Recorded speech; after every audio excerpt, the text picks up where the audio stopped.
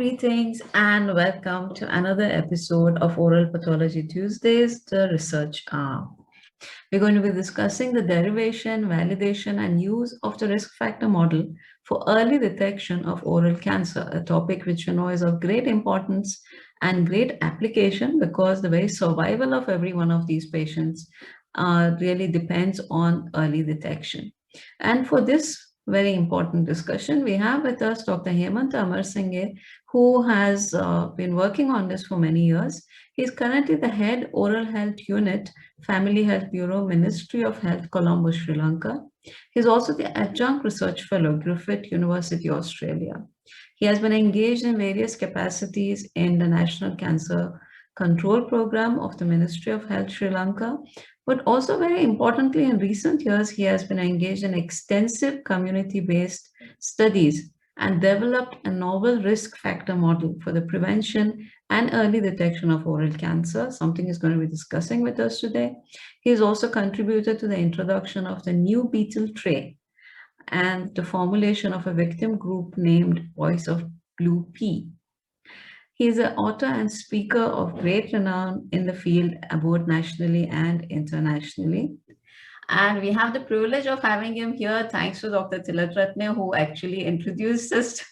And I thank Dr. Tilakratne, who's also actually with us today.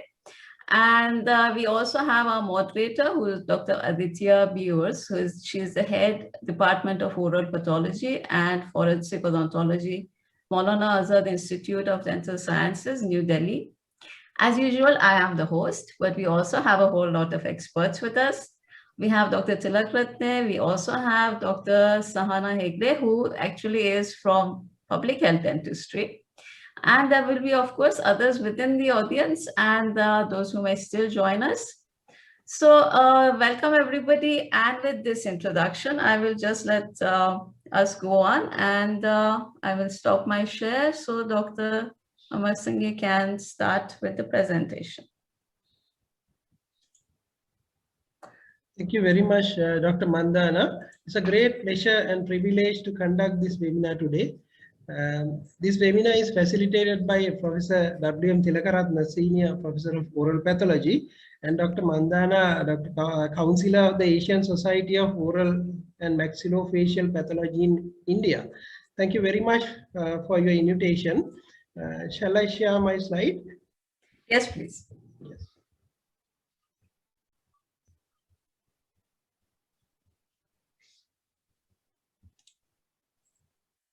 I think you can see my slide now. Today's presentation on derivation, validation, and utilization of risk factor model for early detection of oral cancer.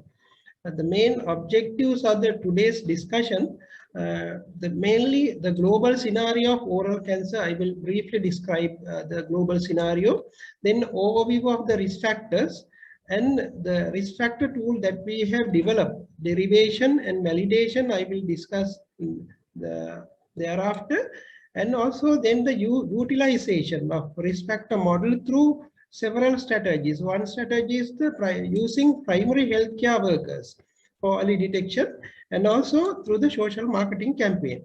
And also I will discuss some of the intervention that we have launched along with the social marketing campaign.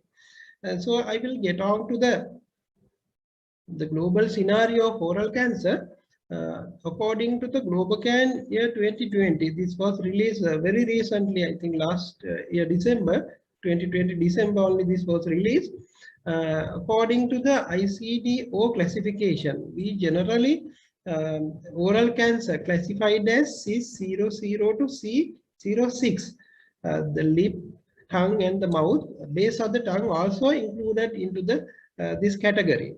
Altogether, in this category, total number of cases reported during year 2020 was 377,713.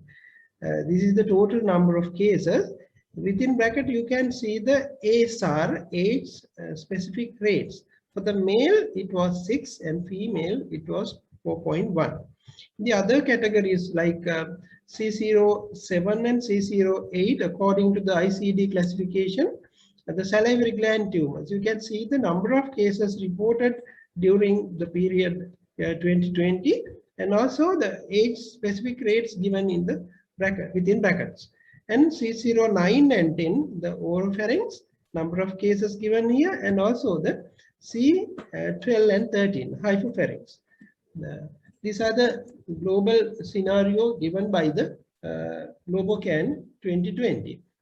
And again, the Globocan 2020 give the according to the regions, the incidence and mortality. Incidence in given in blue color, mortality in red color. Can see the male and female.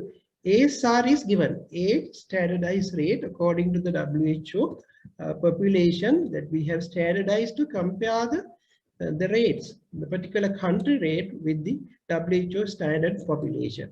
So this gives the highest in the world is Melanesia, and the South and Central Asia is the second highest. And you can see the world figure is low down. We are above the world figure, especially our region, South Central Asia, Melanesia, even Europe, even New Zealand, Australia, above the average values for the world population.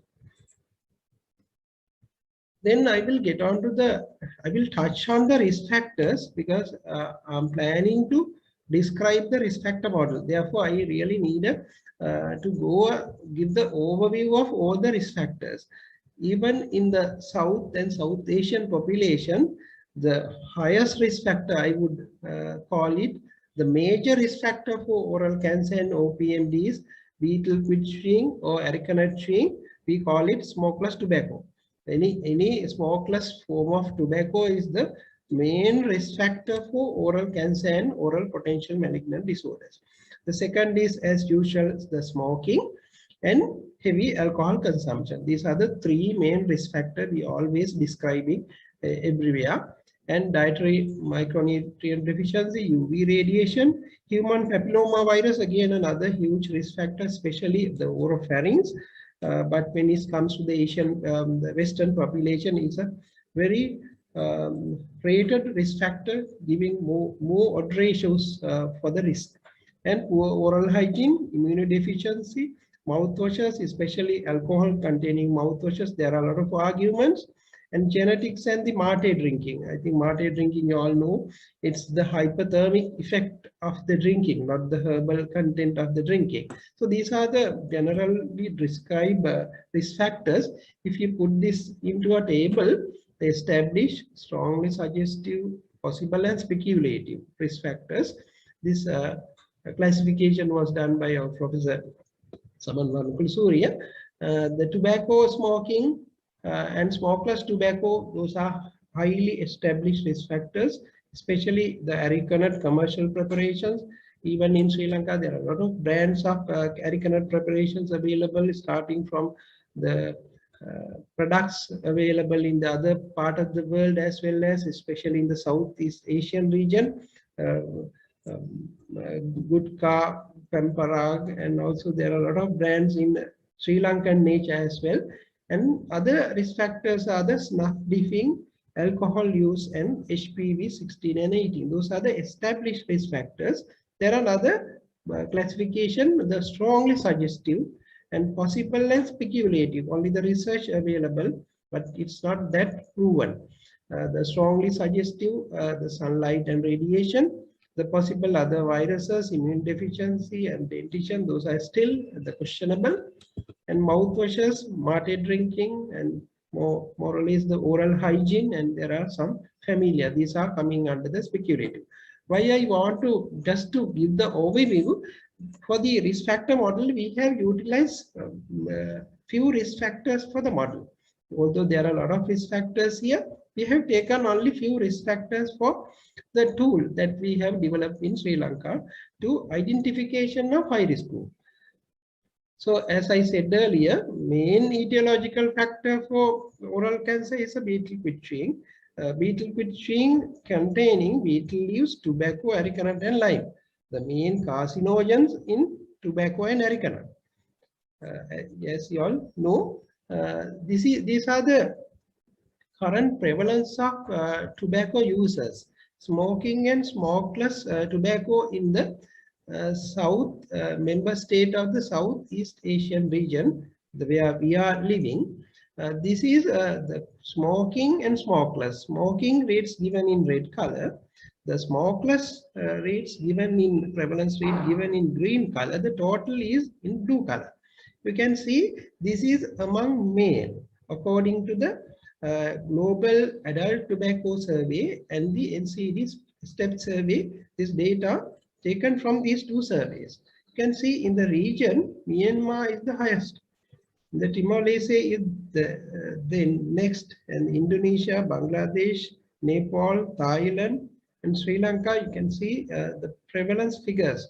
When it is combined, it is again coming to the half of the population. India, Maldives, Bhutan is the lowest in the Southeast Asian region according to the survey data available. This is among male. I think you can see the female prevalence of smokeless and the smoking. Again, the same presentation. Myanmar is the highest. And we are good in the sense we have only the smokeless tobacco prevalence. In Sri Lanka, you can see our smoking prevalence is 0.2, zero prevalence. So therefore, it's a negligible rate of prevalence of smoking among Sri Lankan women. It's one of the good things that we have. But in the other countries, especially the Myanmar, you can see the 8.4% of the female population smoking. The smoking rates, even when we discuss in the Europe, it's nearly 40% and 50% of the female population smoking in the Europe, especially France as well. So this is again according to the GATT survey, Global Adult Tobacco Survey, and NCD STEP survey. Then I will get on to the year 13 to 15 year school children, the girls and boys. This is among the boys, 13 to 15 year boys in the same region. This data is obtained from the Global Youth Tobacco Survey. We call it GATT survey. GATT survey we have, even in Sri Lanka, we have done twice, and we are planning to do it again in another 2 years' time. And percentage of current again smoking and smokeless. You can see again the prevalence. The Timor-Leste is the highest, and Bhutan is having some higher prevalence than us. Even we are doing very well according to the GATT survey results. We can see both smokeless and smoking prevalence. We know that Bhutan, they have banned according to the regulation smokeless and smoking. But anyway, in the black market, these things are available. That's why they have a little higher prevalence comparing to the other countries in the region. This is among boys. This is among girls again. Again, we are doing best, and the other countries in little higher positions. Right, then I will get on to the topic that I really want to discuss with you. The strategies for early detection of oral cancer. We have already established 3 strategies in Sri Lanka. One is the visual oral screening through primary healthcare staff. This was introduced by Professor Saman Marnakulu Surya in 1983. He has done a massive survey in the central province, and he has shown the validity of using primary healthcare staff, especially the public health midwife and public health inspectors for early detection of oral cancer. This strategy we have conducted for about 2 decades. And after that, we have realized some issues, some gaps in utilization of primary healthcare workers especially for the oral screening. And the other second strategy is mouth self-examination. This is also we have conducted. We are keeping this as an adjunct strategy to support the other main strategies. Anyone can see the oral cavity through the mouth, through a mirror. And if there is any abnormality detected, they can go to the screening center or dental clinic for further examination. The other third screening strategy is the screening through dental professional. The opportunistic screening that we have conducted, we have trained all the dental surgeons in this country, especially when Professor Karatna and when we work in the Kroc Center for Research on Oral Cancer, we have conducted island-wide training program throughout the country to educate especially dental surgeons on the screening as well as tobacco cessation. So they are now practicing especially opportunistic screening in the dental unit. And also the new one is the risk factor approach. This is the community-based approach that we have developed a risk factor model. Anybody can identify high-risk people according to the risk factor model. So this is the new innovation that we have already established in Sri Lanka. This is in our guidelines as well. So this was developed through the experience that I have gained through the oral screening with primary healthcare staff, being visited to house, and I have given the opportunity to midwife to screen first, and then again I am screening, and always I am calculating the sensitivity and specificity of screening by both by me and the public health midwife. So these are some of the photographs that we have taken in year 2018, visiting to house with the primary healthcare workers, midwife and PHIs. These are the summary of OPMD screening studies utilizing primary healthcare staff. Professor Varnakula Surya has done a wonderful study, as I said earlier, in 80s. He has shown the sensitivity of 95% and the specificity of 81. So for the utilization of midwife for early detection of oral cancer. And after that, I did a study in year 2006 and 7. The sensitivity has gone down to 63. You can see here, whereas in 1983, it was very high, and it has gone down to 63, the sensitivity, when I did a study in Sabaragamuwa province. Mainly because the disease trend from red and white lesions that we were earlier in 80s, we generally see patients, OPMD patients having leukoplakia or erythroleukoplakia, red and white lesion. But whereas in now we see more submucous fibrosis, especially for the midwife to detect early submucous fibrosis is very, very difficult for them to diagnose. Even for the good clinicians, only detect the early submucous, not the full-blown. Full-blown submucous is very easy to diagnose. But whereas early submucous fibrosis, they have missed a lot. That's why their sensitivity has dropped from 95 to 63.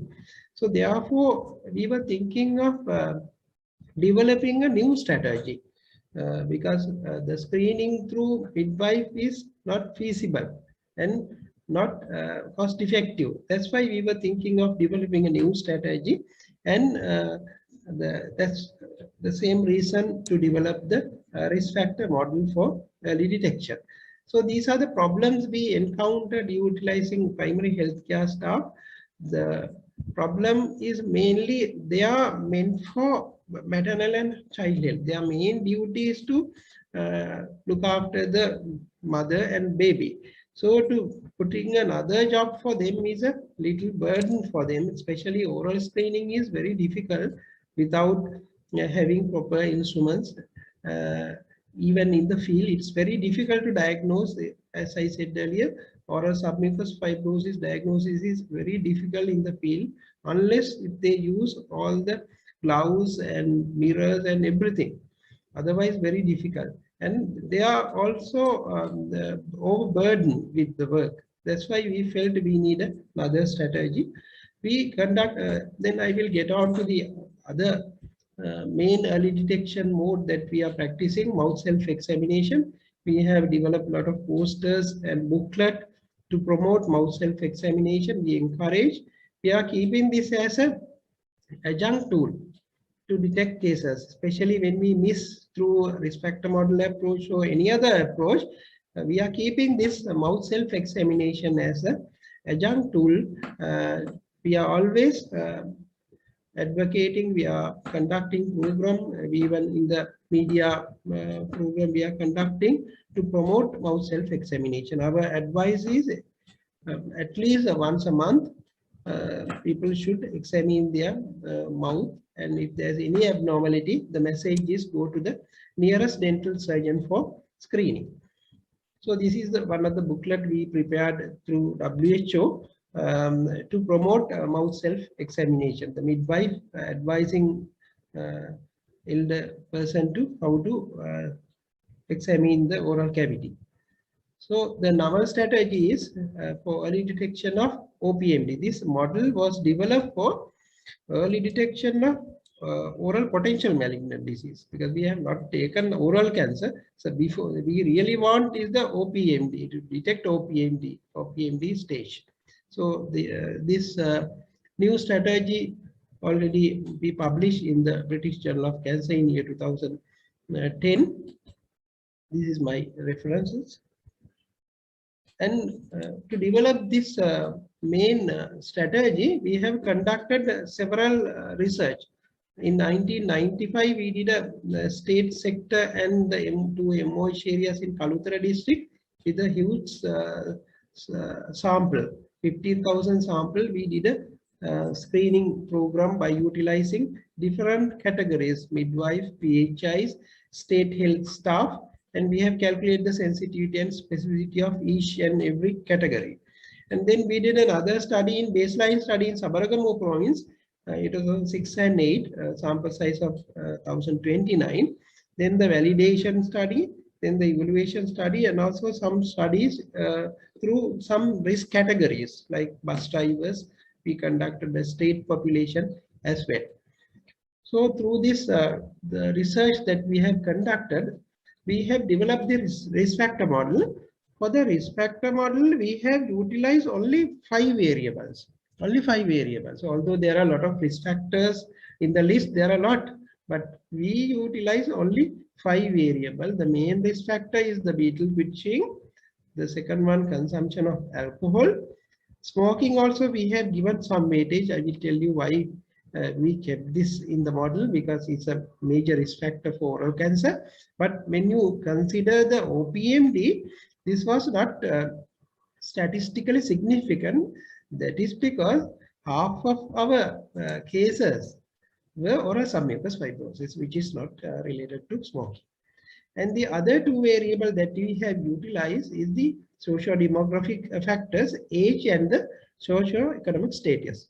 By looking at 5 variables, I will tell you how we have developed and validated the model and to label a person who is having a risk or not. So this is again, I will tell you that, why we developed this for OPMD, not for cancer, not for oral cancer. Right. This is the study results, the baseline study that we have conducted in Sabaragamu province. We have obtained odd ratios for each and every variable. Some of the variables are not significant. Some of the variables are highly significant. When it is coming to the sex, it is not significant. But the age group, I couldn't take this odd ratio for the model. That is because this particular study, we conducted above the age of 30 years. So therefore, this odd ratios I was not able to take it into the risk factor model. Actually, for the risk factor model, it is better if we can have a meta-analysis data. But in Sri Lanka, at that time, we didn't have any meta-analysis data as odd ratios. If any country, even India is a huge country, you have enough databases, enough studies conducted in the country. So therefore, the other countries, they can have their adjusted odd ratio of meta-analysis data can be used to develop the risk factor model, whereas I generally use our data, especially baseline data, to develop this risk factor model. Now we are planning to pre-validate it and adjust the model in the future. Maybe we are planning to conduct through one of the grant we have applied for the from United Kingdom. So these are the risk factors and the adjusted odd ratio. These odd ratios we have taken into the model. I will show you the model. This is the model. The age, I have taken this from the other publication. The risk score value, odd ratio value for above the age of 30 years is given as 3. Socioeconomic status I have taken from my study. The high and low and medium were taken together. We have given a score of 3. This is the biggest risk factor is the, as I said earlier, betel quid chewing. Never is given 0. The people who are chewing betel quid, 0 to 3 is given 2.5 weightage according to the odd ratio that we have obtained. And more than 3 quids per day is given a 60. It's a critical risk factor for identification of high risk group. Even by using this betel quid alone also we can use as a risk factor, giving a very high sensitivity. But anyway, as the other risk factor, even alcohol is contributing a lot. So therefore, we have all 5 risk factors and we validated with the ROC curve. The alcohol drinking never is 0. Fast and occasional is 1. Daily or at least weekly is given a high weightage, 3. Smoking, as I said, even in our study, as we did the study on OPMD, the smoking odd ratio is not significant. That is because half of our sample is oral submucous fibrosis. Even that we thought we should need to keep smoking in the model because it's a huge risk factor for oral cancer in the other part of the world. So therefore, even the non-significant value we have given as never and ever is given a single score of 1. So this is the risk factor model. When validation showed that if anybody is scoring more than 12 to this model is high risk for the oral cancer. So it's then when we can calculate the values. If anybody is scoring more than 12, our message is please go to the nearest dental clinic for screening. So based on this, this is the validation ROC curve. Taking cutoff point of 12, we have 2 ROC curve. The first one, the 2A, according to my publication, it's given as 2A, and the 2B is the other one. The 2A is the ROC curve for leukoplakia and OSF only. Leukoplakia and OSF only. Whereas the other one, 2B, is all oral mucosal diseases which include leukoplakia, OSF, even Chuas mucosa with induced lycinate reactions, we have taken into the figure 2B ROC curve. So I will show you the validity, the results of sensitivity and specificity of figure 2A. When we consider leukoplakia and OSF only, these are the sensitivity figures for the OSF and the leukoplakia. Sensitivity is 93.7%. Specificity is a little less. The false positive, there's a huge false positive rate, 32%. 32.3% false positive rate. False negative, and also negative predictive value is very high, and positive predictive value is 27%. This is how, and the area under the curve is 0.8. It means as a screening tool, this can be considered as a highly effective screening tool. The sensitivity of 93.7 mean if we utilize this in a population, if we ask all the people in the area who are scoring more than 12 to go to the hospital for screening, we are sure that 93.7% of the leukoplakia submucous exist in this the particular geographic area can be detected. But only problem is if you screen all, there is a huge false positive rate. even more than 32.3. When we put it into the general population, the false positive rate is little higher than this. The other ROC curve is for any oral mucosal disease. This include leukoplakia, even submucous, and the Chew's mucosa could induce lichen reactions or any other small abnormality. Why we did this was we want to show that even if the people who are having some risk factors, if they go to the hospital, it's not a waste. By going there, at least we can detect the other innocent lesions. Maybe the Chew's mucosa can be detected. We can give some health education messages. That's why to argue the high false positive rate, we have calculated again for any mucosal disease. The sensitivity has, as usual, gone down. The specificity remained high, and false positive rate becomes little less when comparing with the other the ROC curve described earlier. So the limitation of the risk factor model is the one is, as I said, false positive.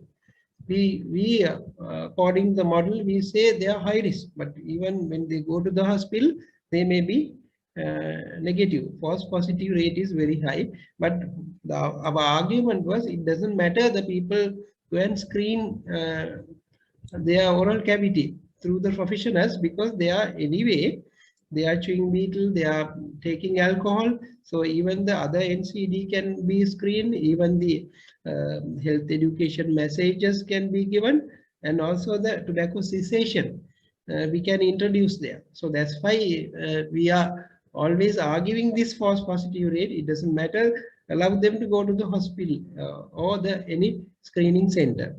The other one is false negatives, because we have utilized only the 5 variables. There you don't have the other, especially human papilloma virus. We are not in a position to include, because it's not a prevalent risk factor in our part of the world. Therefore, we have not included. If anybody wants to include, even in the Western countries, if it is really needed to put any question as a variable to the risk factor model, maybe one can include one question whether they practice the unhealthy habits, unhealthy sexual practices, or oral sex. Those kind of questions can be added in the future if it is a really risk factor in the population. And also genetic and idiopathic cases, there are now cases reporting no risk factor at all, even the HPV is negative. So those cases, definitely through the risk factor model, we are not in a position to detect. Therefore, the false negative is one of the limitation of the study. So that's why we always combining, not only a one strategy. We have to combine strategies, especially we address the mouth self-examination and other strategy along with this risk factor model approach. So this is based on the risk factor criteria. As a cutoff point as 12, we have developed small criteria. Then this is the one we have given to the media. This criteria is based on the risk factor model. Anybody chewing more than 3 betel feet per day is high risk. Because they score 16 straight away. Our cutoff is 12. So therefore they are high risk. The other category is even less than 3 quid, 1 to 3 quid. If anyone over 30 years of age, if the same person is smoking and drinking alcohol at least weekly, we consider them also as a risk, high risk people. The other one we have added because we didn't have enough cases who are using, enough patients who are using commercial preparation of areca nut product at that time. Now there are enough people. So therefore we have added this criteria also the social marketing campaign. If anybody chewing commercially prepared areca nut packet at least once a day, we consider them as high risk. So those are the 5 criteria we have developed for the social marketing campaign. So our message was, if anybody coming to these categories or any of these 3 categories, our message is immediately screen your mouth by a dentist and continue annually. This is the message. So to do that, we have utilized 2 ways, as I said. First, we utilize through the primary healthcare staff. We conducted training program for primary healthcare staff, and we have developed the booklet for them to introduce risk factor criteria. And after the training program, we have developed a small, we call it a receipt book, the referral format, small one. I will show you, it is in Sinhala, for them to tick. Only thing to count according to the risk factor model, count whether this person is scoring more than 12. If it is more than 12, they have to put into the ticks box saying that he scored 16 or 17, and to refer to the nearest dental clinic for screening. So we have evaluated this program as well. These are some of the pictures we have taken in the public health inspectors program we launched in one district. And this is the referral form, what I told you, the receipt book, just to tick it, and whether they chew beetle and they take alcohol, they smoke, and put the risk factor score and send to the nearest dental surgeon. Then dental surgeon screen, if necessary, to send to the nearest OMF surgeon as well. So that is one strategy, by utilizing primary healthcare staff to refer them to the dental clinic. The other way we utilize this model is through the big media campaign, social marketing campaign. We have developed, this was launched in year 2012, July 2012. And we have developed TV spots, radio clips, posters, stickers for school vans, stickers for public transport, and leaflet. I will show you some of the photographs that we have taken. And TV spots, we were able to run these TV spots for 3 months. Radio clips for 3 months, starting from July 2012. We continued for 3 months, and we have done some evaluation after that. So these are some of the stickers for buses, and stickers both are in Sinhala and Tamil, and stickers for school vans, all are in both languages. And these are some of the material that we have developed during this period: TV spots, leaflets, stickers, and posters. These are some of the posters. This first poster on Aricanut. This carries the message of Aricanut is carcinogenic to human. That is the message that we have included here. The black poster which is in front. And this is the TV spots. And this is the sticker painting ceremony. Along with the social marketing campaign, we have conducted this program in the district level, and also the children participated in some of the activities and walks with the people in the areas to educate the people on these habits. So the same time we have conducted major intervention along with the social marketing campaign. Another one major intervention was introduce a new beetle tray concept. This is one of the, I will discuss with you what is the beetle tray. So with the advocacy program for religious leaders, we introduce a new beetle tray.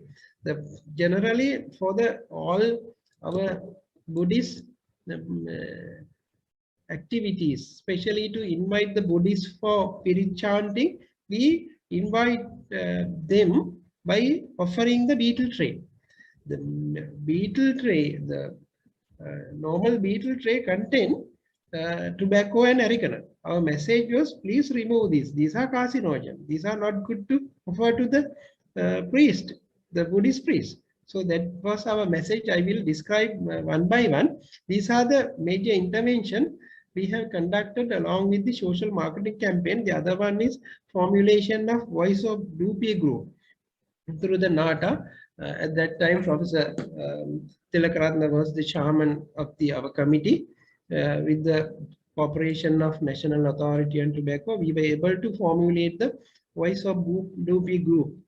And also the regulation, again from the NATA subcommittee headed by Professor Tilakaratne, we were able to impose the regulation. And the guideline we have prepared for oral cancer and OPMD. And same time we have conducted the costing studies on tobacco-related cancer, especially the oral cancer and also OPMD costing we have conducted. I will discuss with you one by one. And conduct the capacity building program. That is a part and parcel of the normal activities of the Ministry of Health and National Cancer Control Program. We consider the state sector. Urban state sector is high. The people who are working, the laborers, they are high risk for oral cancer. Therefore, we have separate program for the state sector in Sri Lanka. So these are some of the major intervention. So I will touch one by one. The first one, as I said, the smokeless tobacco intervention and the new beetle tray concept.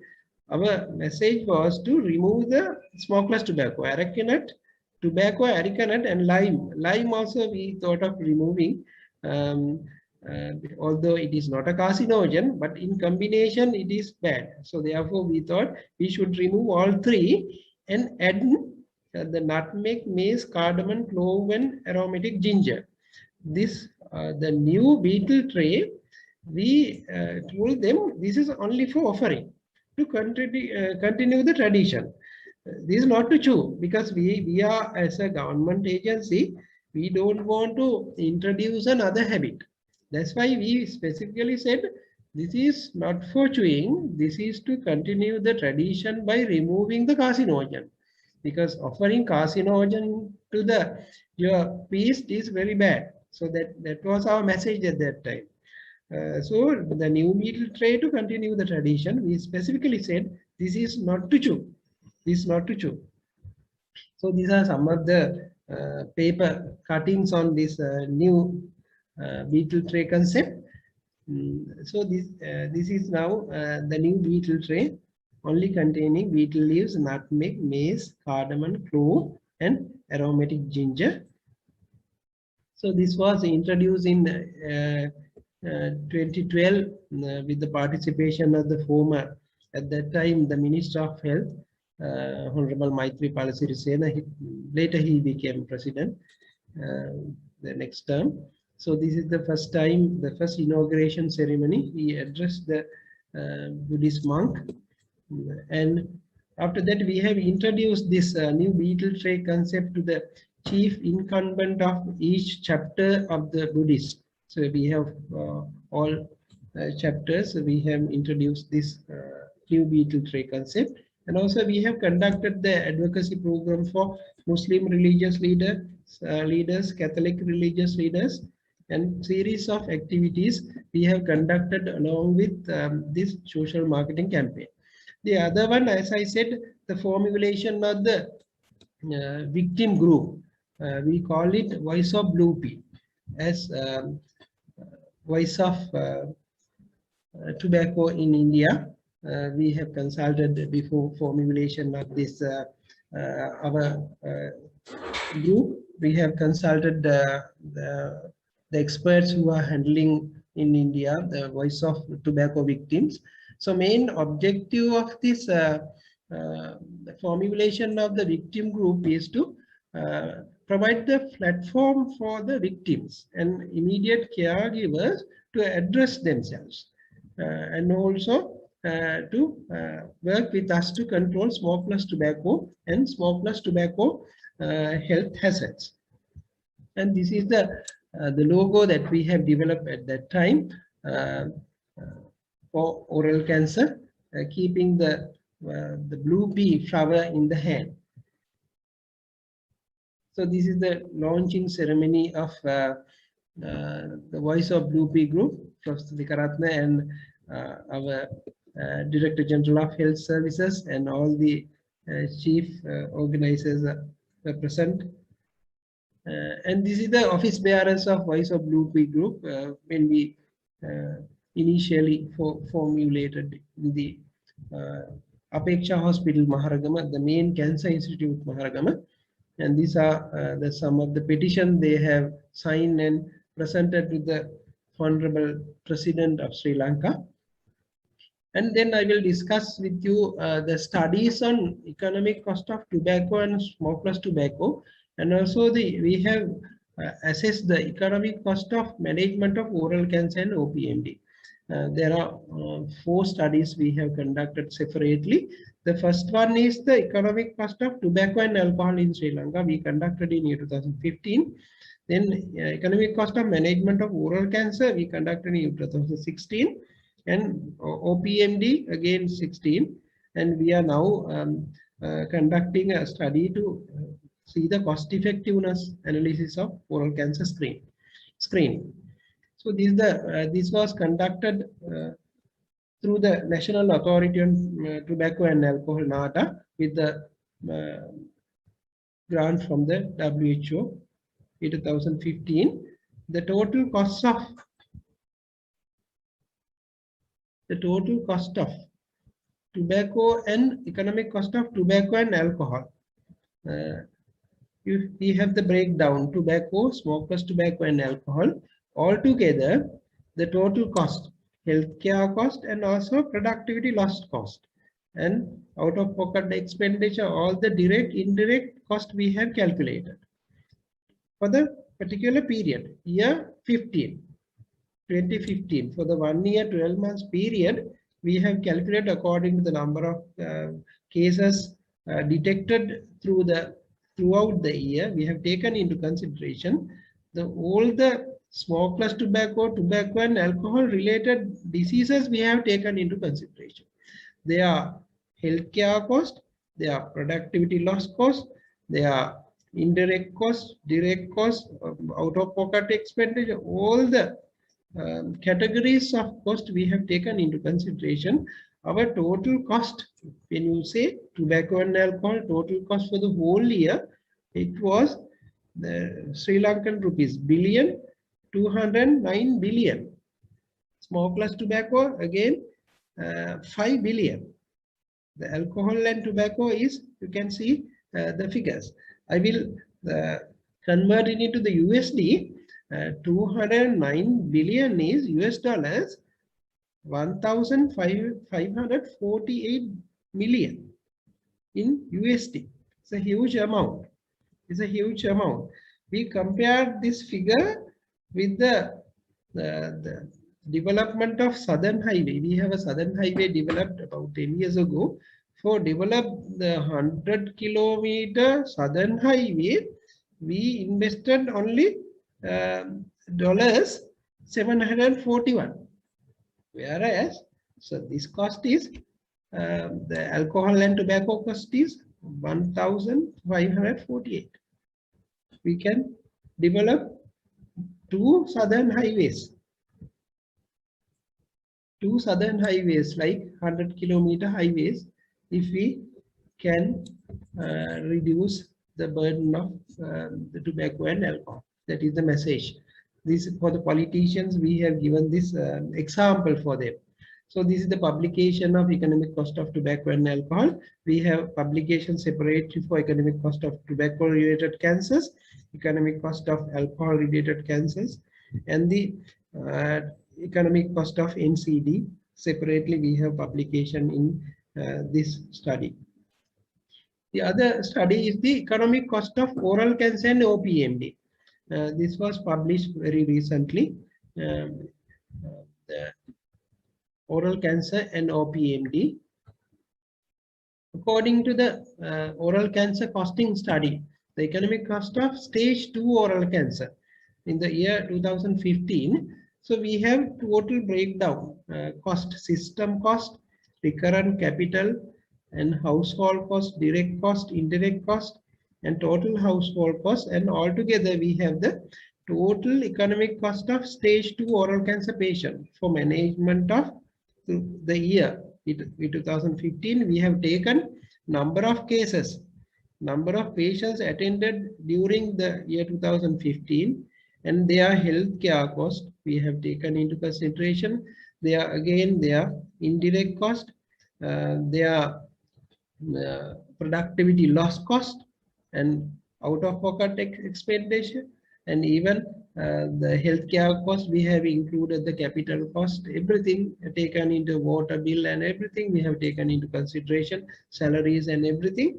The total cost for the stage 2 oral cancer patient management for 1 year, it's only a $912 in Sri Lankan rupees, 136,629 rupees in Sri Lankan rupees. This is stage 2 oral cancer. This is stage 3 and 4. Stage 3 and 4. Stage 3 and 4, you can see because of the panel here, it is $2,500.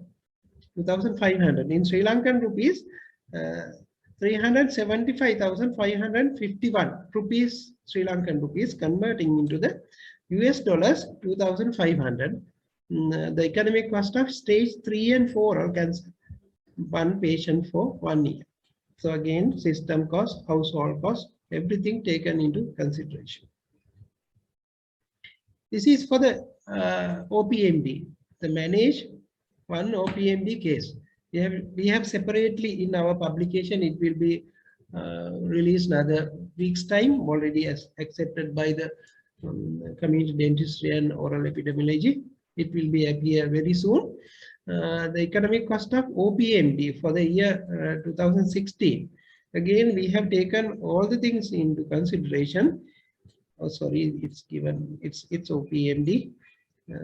Sorry for the mistake here. This is OPMD. For the 1 year, it is 19,546 in US dollars. Management of one OPMD case in Sri Lanka is US dollars 140. US dollars 140. It's not a big amount. In Sri Lanka rupees 19,000. So not a big amount to manage a one OPMD patient for 1 year. So that is the message. It will be published very soon. And the last, I think, last intervention we did in Sri Lanka is the implementation of the Gazette notification for regulation of smokeless tobacco. In Sri Lanka, smokeless tobacco is totally banned. The implementation is an issue, but according to our NATA Act and the Gazette notification from September 1st, 2016 onwards, according to the regulation, we have a total ban. Ban in the sense, ban for sale, ban for production, and ban for import as well. We have a total ban. Our problem is the implementation of this Gazette notification and the NATA Act. There are gaps in implementation, but we have a regulation according to the proper legislation. The other thing is we have other regulations, chewing betel liquid inside the government institution. We have circular issued for all the government institution not to allow anybody to sell, anybody to chew betel liquid inside the government institutions. And also we have other one is chewing and also spitting. Spitting, we have one regulation in Sri Lanka. Nobody can spit on the road. According to the Road Act, it was prohibited. And also sometimes police officers, they are imposing this regulation and fine people according to this regulation. So I think in the future we should, especially we are living in the COVID era.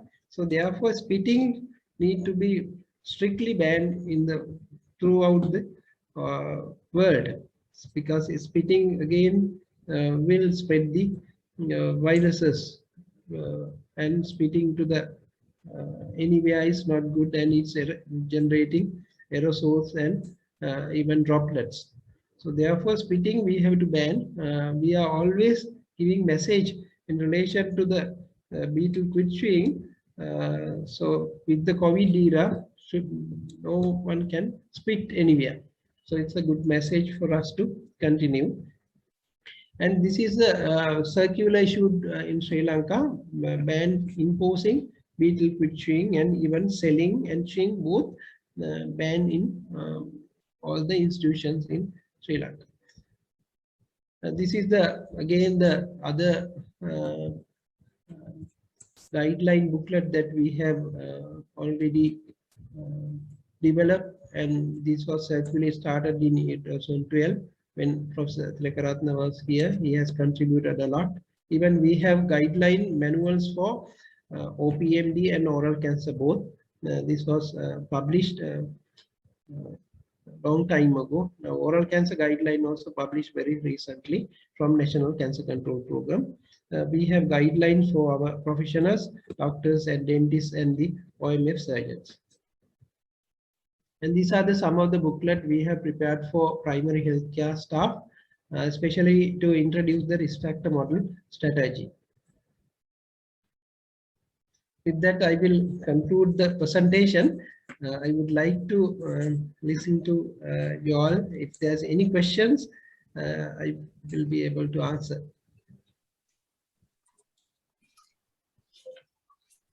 Thank you, sir, for that very interesting and very detailed. Actually, it was a very good presentation. Thanks a lot. And I'll ask Dr. Aditya, please, you can take over. Yes, ma'am.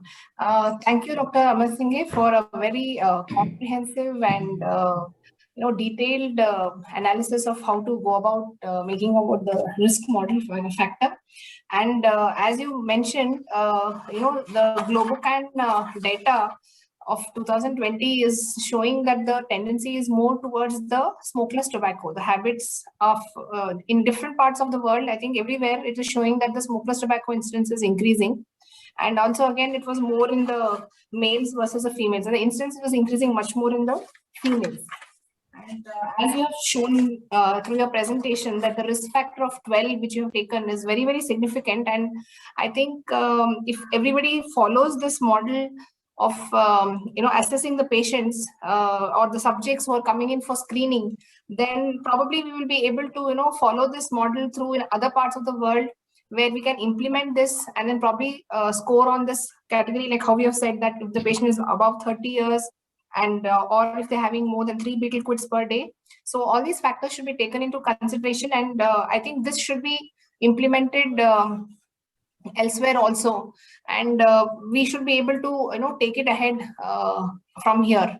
So, and also I think an important point which you mentioned was when you have considered the 5 main important factors, the ROC was quite significant at 0.84. So that is also very important for us to know. So if we are very, very specific about what factors we are considering when we are studying it, then I think it is adding a lot of meaning to the entire study. Maybe Dr. Sahana can also come in on this and suggest what is happening in our country also here.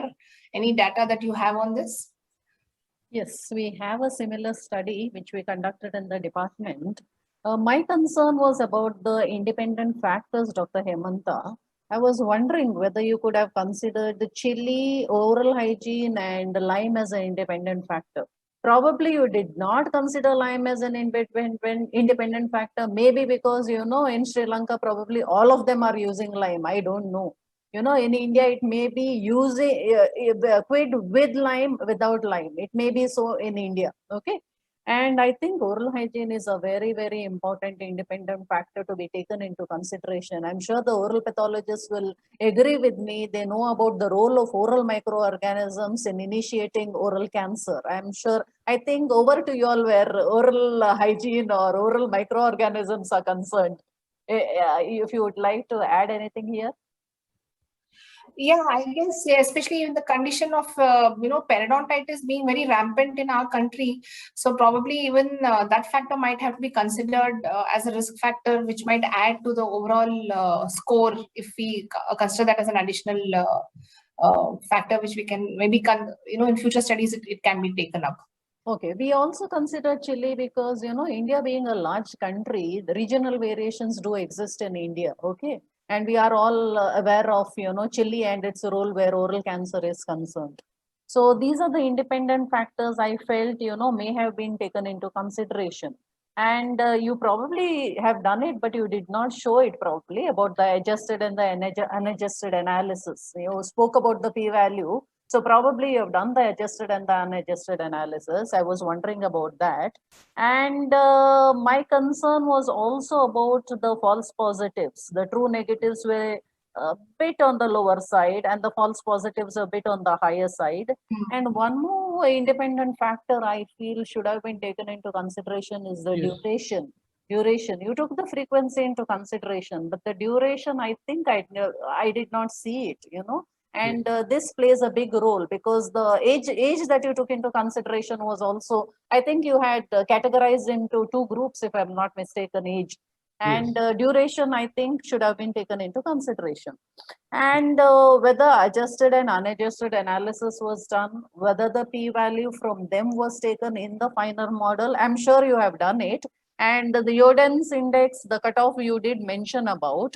And yeah, my only concern is you spoke about derivation and validation. I was also wondering, when you derived, did you take a certain population X into consideration? And when you validated, whether you took some other population or a similar population into consideration? I think I missed it. Maybe you mentioned that was my concern. And you spoke about any mucosal lesion, and you spoke about sensitivity and specificity for any mucosal lesion, and you also spoke about sensitivity and specificity for maybe leukoplakia and some of the lesions or conditions. Okay, so there my concern was about the true negatives and the false positives. So I was wondering whether your sensitivity would have increased, whether your specificity would have increased if you took some other, you know, independent factors into considerations, and based on the adjusted and the unadjusted analysis, based on the p-value, you decide what has to be put in the final model. I was just wondering. Yeah, thank you, Aditya and Sahana. Thank you very much for very informative questions on, especially regarding the Lyme and oral hygiene and chili. Actually, we in Sri Lanka, all the people who are chewing beetle, they use Lyme. So therefore, we don't have, as you said, we don't have any category without Lyme. So therefore, it's very difficult for us to analyze. In India, if you have data available, then you can use, as I said, maybe the meta-analysis data, you can put into the model and run and see whether the sensitivity changes or not. So therefore, I think that is one of the way. Even oral hygiene is a very big risk factor, very big risk factor. So putting oral hygiene into model, when we have the meta-analysis data, we will run a model, because now we are planning, because we have done this in year 2010. Now we are planning to revalidate by entering new the risk factors. As you said, the false positive rate can be reduced by introducing some other factors. Only my concern is, if these are really highly significant and the odd ratios are highly significant, we may add and see whether we can get more, increase the sensitivity by putting another question. Because generally we were thinking of developing a risk factor model by using the lowest questions, lowest number of questions. By asking a 5 question, if we can say this fellow is high risk or not, it's a good than asking 20 questions. We have data for, as you said, the duration. Especially according to our study, the chewing beetle quid more than 3 quids per day for 3 years is the highest risk. It is clearly given. But I don't want to put too much of variable again and again. So I selected, I have run the same ROC curve. I have put the model and I suppose and run the ROC curve by putting the duration as well. The difference is little, very small. That's why I thought of removing, rather than complicating model and asking too many questions will give another problem. That's why I removed it. But anyway, it's a good suggestion. to go for another variable for duration. We will consider in the future risk factor models. Maybe you can use oral hygiene is one of the biggest risk factor. So we can ask 1 or 2 questions. Maybe adding a 10 question, less than 10 question would be fine, I suppose. And derivation, this one actually, this our model was validated in 2 population, as you said correctly. We have taken one sample from Colombo. That is a urban and semi-urban, whereas the other sample we have taken from rural and state. So validation we did by utilizing both groups. Therefore, it is according to that time it is valid. Now we really want to do it again and see to refine the risk factor model. I think refining should be done because already 10 years gone now. I was telling, and we have applied for a grant to revalidate it again.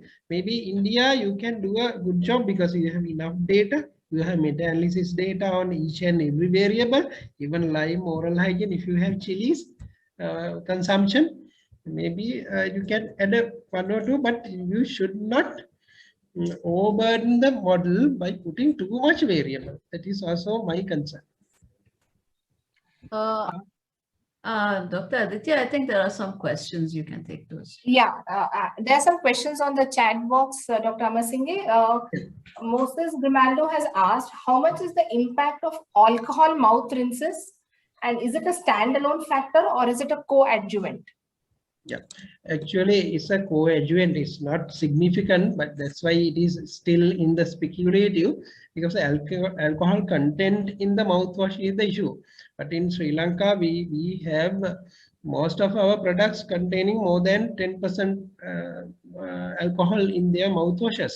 But there are few brands coming here in Sri Lanka without alcohol as well. But there are a lot of studies conducted on alcohol, and even the company and the traders, they also have done a lot of studies. The earlier it said there is a association, and after that, by doing a lot of research, they have shown that alcohol content in the mouthwashes is not a significant factor. That was the conclusion it came out. But anyway, we advise now mouthwashes only for if there is a periodontal disease or during the treatment period. Sure, it is for the shorter duration, not to continue without brushing, continue mouthwashes. We are not now recommending. That is because most of the mouthwashes containing alcohol. Alcohol is a risk factor. One is coming to the less percentage. I think from UK they have taken less than 10% is as one of the cutoff point for alcohol content in the mouthwashes. I think we should do some future research on this area. Okay. Also, there is a request to share the guides for the diagnosis and management of potentially malignant lesions. Yeah, actually, we have both OPMD guideline and the oral cancer guideline. All our experts have given their inputs, and we have conducted a series of consultative meetings. Professor Tilakaratna, he has involved from the inception to the end, and we have guidelines with us. If you really want, I can share with you. It's in the National Cancer Control Program website. I can share with you all. It's available. There are both guidelines available in the National Cancer Control Program, Ministry of Health, Sri Lanka. I will send you the link. I think I'll share that link in the description. That will be there with the video afterwards, so anyone can use it. Yes. Any other questions? I don't think so. No, I don't think there are any other questions. Yes. So I have one little discussions, Sahana. On our front, and I'm sorry to say I'm ignorant of this. So have we done, because obviously this sort of risk analysis studies need to be region-wise because everyone's habits differs, lifestyle differs, the very build-up of the body differs. So where are we on the Indian front? Have we got a similar model? Anyone has worked on a similar model? Yes, we have. That is why, I spoke about the other independent factors which probably he could have taken into consideration. We involved the primary health workers and we later on informed them that, they may not be much aware about the white lesions, the red lesions, the fibrous bands, what it leads to. So they need to be told about the risk factors, as he mentioned, he said that we talk to them about the 5 risk factors and we tell them that, yes, this person is highly likely to develop cancer. So that is what we did. We also worked on a risk factor model, and then we involved our primary health workers and we told them that these are the risk factors you have to take into consideration. This is like a signal, we tells them that, okay, something is likely to happen, something is going likely to go wrong with you. It may be, cancerous lesions sooner or later. So this is what we made them understand. So did we come up with any sort of a value or anything like that, or not really? I don't remember. Like, is it a risk grid? No, there is a value because, as he said, the Jordan's index, when you do the sensitivity and specificity, the cutoff is decided by the Jordan's index. The exact value, I don't remember because this is done some time back. I can share it with you after some time, maybe later on. Yeah, that'd be nice if you share it. I will put that link also with the same link. So if anyone, I mean, it's a continuation of the whole thing. We consider I also same factors, the ones that he mentioned, and then some other factors also we took into consideration. We took like oral hygiene, chilies, lime, then tobacco, alcohol, age, all that we took into consideration.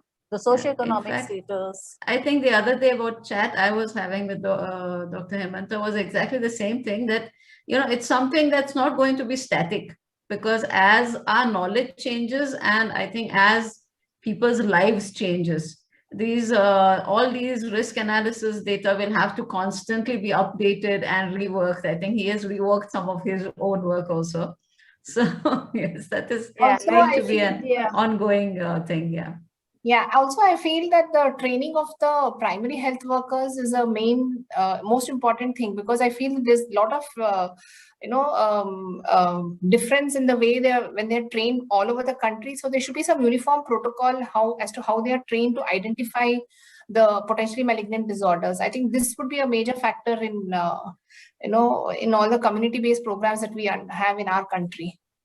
And another problem is the dentist population ratio. So it is very important to train these workers and, make them understand at least. And, in the rural areas, we do have these problems, betel quid chewing. These problems do exist. And regional variations are there in India. In some of the belts, the chewing is so often seen. Gutka, as he said, even in India, Gutka is banned, but the implementation, it is not up to the mark. And you see people chewing any Gutka, etc. And one more problem, as you said, this should keep on changing. Now the problem is of e-cigarettes. It may not have penetrated into the rural areas, or it may have.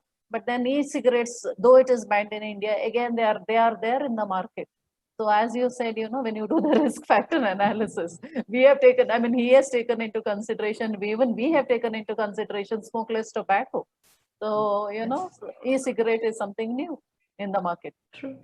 So what do you think? Dr. Hemanta, now since you've been doing this for quite some time, once in how many years do you think you need to redo this? No, actually within the analysis and the data collection, within 2 years we can finish it. Even Sri Lanka, we are planning to do it again. I think one of the students who has engaged with us in Griffith University from India, she has done a risk analysis using a Indian sample. She has published, I can share with you all, she has developed the same type of model for India. I will share with you. I think I have in my mailbox. We have actually the dentist population is a crucial issue. Especially we now advocate all the screening should be done by a dentist. The others should engage in risk factor analysis. That's how we were thinking now. So therefore, at least we are now planning to put one dental surgeon to one MOH area. We have about 360 medical officer of health area. We are planning now to appoint one dental surgeon to one area. So the future, they can manage, they can do the screening and high risk analysis and everything they can do in the field. So that's how we are planning to progress in the future. That is true. Yes. So any others? There are, I think, no more questions. Anything No more else any of you would like to add? Yeah, initially you showed us a slide where you spoke about the 4 factors, those ones which are highly predictable and, one may not be, some of the factors which may not be really responsible, where you spoke about HPV and sunlight and all that. I'm wondering whether, you could take all those factors into consideration in your independent variables for the initial, adjusted and the unadjusted analysis. I was just wondering.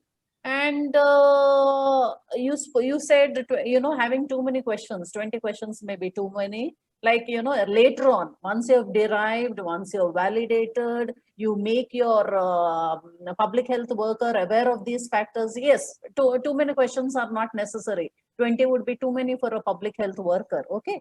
But what I felt was, initially, if there are too many, it is fine.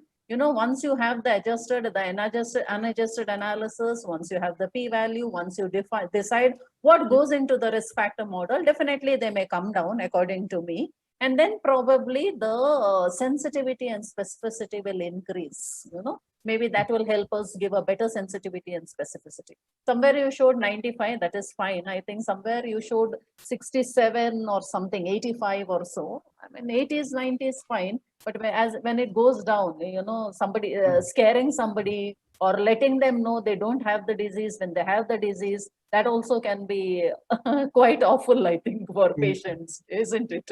Yeah, true. Yeah, It's very true. Actually, we have taken in the baseline study, we have studied the fruits and vegetable consumption, and in the population level study, we have taken a lot of variables, but those are not significant in our setup. That was the issue, that we the fruit and vegetable consumption, we have taken 5 portions per day as a WHO cutoff. But in Sri Lanka, the very few people, very low percentage of people consuming in a rural and state level, consuming fruits and vegetables more than 5 portions per day. So therefore, our analysis became null. Even that I have published this separately, fruits and vegetable consumption and OPMD risk analysis. It's in the my publication arena, so I will share with you all. Even the other risk factors, even hypothermia also we have taken as a one variable, and we have asked few questions, whether you take hot drinks and like that. Those are very vague. When you ask this question also, they say, some people say, yeah, I'm drinking hot drinks, even tea, hot tea I used to drink. But in the analysis, it became null and non-significant. But anyway, in the future, we may be able to derive some values. If we really value, it's justifiable to put as another question. I think I agree with you. We may put the future with the new research, we may be able to add few questions in the future.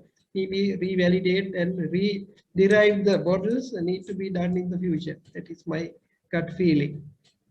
Mandana, let me add quickly here. Our cutoff was 15. I just opened the designation. Okay, found out 15. Yes. Okay. Okay, thank you. Okay, now to end, I mean, I can't help myself. It's oral pathology, right? So to go back to an oral pathology twist a little bit, I'm going to put this to Dr. Aditya. What do you think? I mean, now we know if we get as oral pathologists, when we have got a tissue, finally what happens with a high risk sample, they will do a biopsy. If someone is in a high risk sample and they will do a biopsy and they send it to us. Now, when it comes to us, how useful do you think it will be if we get that grading along with it? If we are told that this person was at this level in the analysis, this is his risk level, and therefore we are sending you this along with all the other things that they send Exactly. us. Yeah, So actually, how I does feel that that, help? you know, then, yeah, because supposing we got a biopsy and along with that we were given that the risk factor of this patient or that particular subject was say about 12. So then, you know, maybe we will really reassess the slide again and to see whether, you know, the possibility of transformation into carcinoma is more, maybe take deeper sections also to reassess the section. So probably we might pay more attention to more features and or maybe even develop some more parameters in our dysplastic features also to identify whether there is any significance or correlation between the risk factor which they have developed and what we are seeing in the tissue. Probably that also could be done actually. I see a collaborative study in there somewhere. No, it's a good idea actually. Yes, a long-term collaborative study. I think finally we all work towards getting patients better Yes, and faster. Yeah. And you know, I just read yesterday that the chance of cure, which is like probably during the rest of their life, they should not get the disease again. For oral cancer is if you identify it at stage 0, which I know sounds odd, but stage 0 is when it is CA in situ. So that's like seriously early. And I think for that, if we want to achieve that, is when we need these collaboration. So that we start looking a lot more in detail when we correlate and we identify risk factors that give us the more likelihood that there is a CA in situ somewhere. Yeah, so that we know if we excise a lesion early, at least if it will not go into invasive carcinoma, we save a lot of lives actually speaking. Yes. You know, that would really help actually. And save a lot of lives, yes. In the true Yeah. sense, I mean, not Yeah. 5-year survival, but save the Yes. life. Yes, that's true. Okay. I wonder if anyone has come in on the chat. Yes, I think there is. I think Yeah, Dr. Aditya, there's one more thing on the chat, I think. Yeah, there's one more question on the chat. They're asking what would be your protocol in the control of potentially malignant lesions?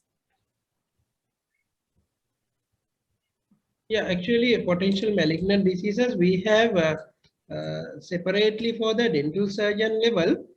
We have given a flow chart. The management of leukoplakia, like dividing into group A and B.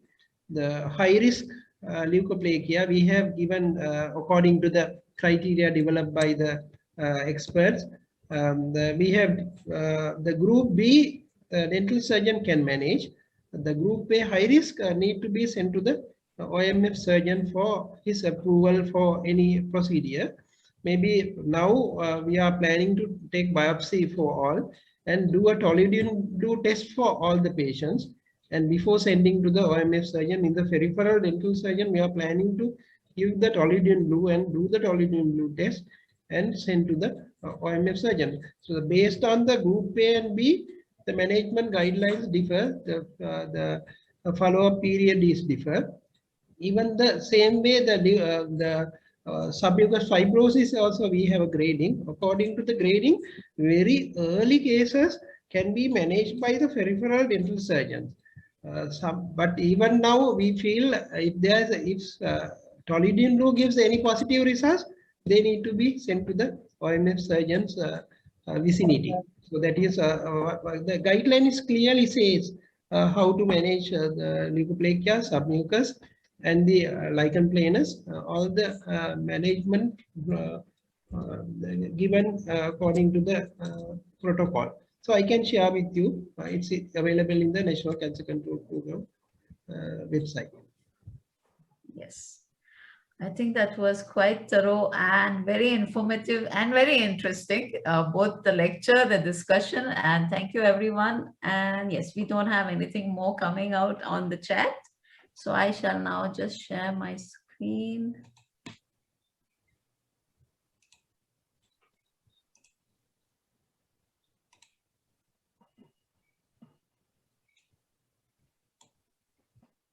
Yes. So thank you so much, Dr. Amarasinghe. This was really great having you here with us, and it was very informative discussion. Thank you so much for being here. This is just, I know you have a whole collection of certificates, and this one may seem very small, but just as a keepsake. Yeah.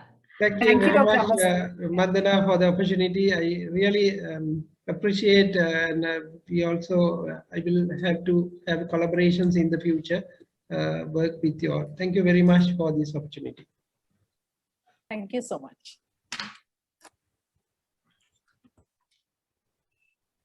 Sorry, sir, I seem to have lost your voice in between. Okay, so also, right. So Dr. Aditya, thank you Yeah, so thank you. much. It was my And, pleasure, ma'am. Thank you. I know I called you at the last minute. No, that's okay. So thank you so much. And of course, our experts today, Dr. Sahana, thank you so much.